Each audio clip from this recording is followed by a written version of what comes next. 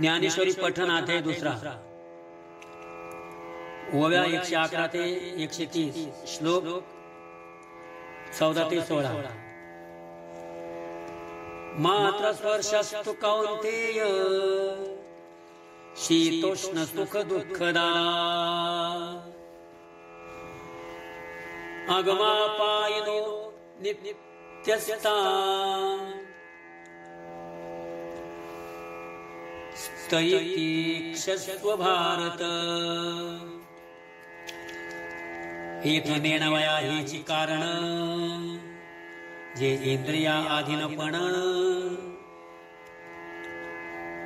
ती आकळी जे अंतःकरण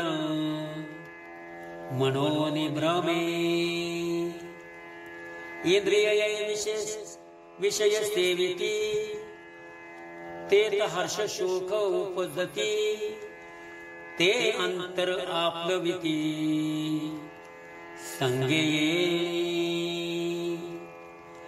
तया विषयाच्या ठायी एकनिष्ठता कही नाही तेत दुःख आणि काही सुखही दिसे। देखे शब्दाची व्याप्ती निंदा आणि स्तुती तेत द्वेषा द्वेष उपजती श्रवणद्वारे। मृदू आणि कठीण हे स्पर्शाचे दोन्ही गुण जे वपुचे संगे कारण संतोष खेरा। व्यासुर आणि सुरेख हे रूपाचे स्वरूप देख जे उपजवी सुख दुःख नेत्रद्वारे। सुगंध आणि दुर्गंधू हा परिमळाचा भेदू जो घ्राणाद्वारे विषादू तोषी देता। तैसाची द्विविध रसू उपजवी प्रीती त्रासू म्हणून हा अपभ्रंशू विषय संगू।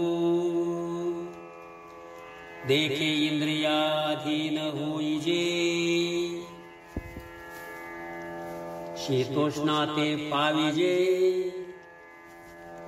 आणि सुख दुःखी आकळीजे आपण पे। या विषया वाचुनी काही अनेक सर्वथा रम्य नाही ऐसा स्वभाव चित पाही इंद्रियांचा। हे विषयाचे तरी कैसे रोहिणीचे जळ कैसे का स्वप्नेचा आभासे भद्रिजात। देखै अनित्य त्या परी म्हणून तू अव्हेरी हा सर्वथा संगू न धरी धनुर्धरा। यमहिन व्यथयन ते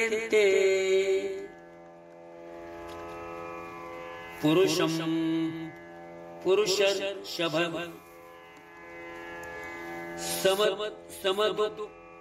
समसुखम सुखम धीरम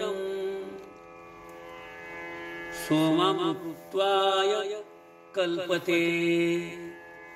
हे विषय दयाते नाकळीती तया सुख दुःखे दोन्ही आनंद पवती आणि गर्भवासु संगती नाही तयाते। तो नित्य रूप पार्था ओळखावा सर्वथा जो या इंद्रियास अर्था नागवेची नासतो विद्यते भाव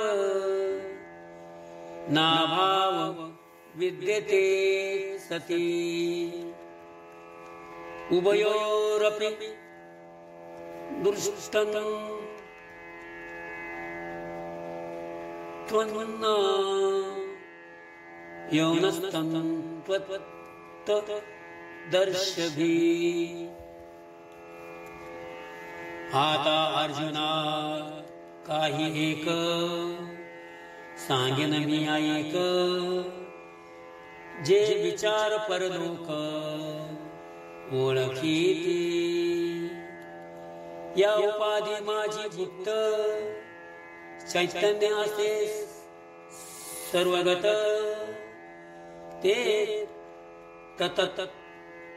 तत्त्वज्ञ संत स्वीकारिते सलिले पय जैसे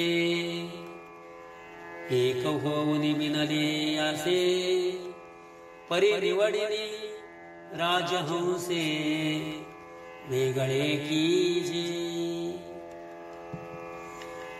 की अग्निमुखे किडाळ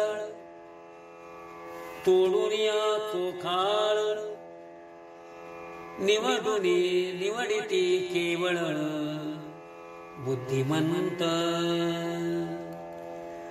ना तरी जाणीवेचायणी करिता दधी कडसणी मग नवनीत निर्वाणी दिसे जैसे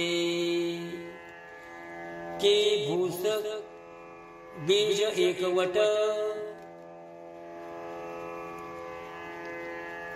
उपनता राये घनवट तेथ उडे ते फलकट जाणू आले.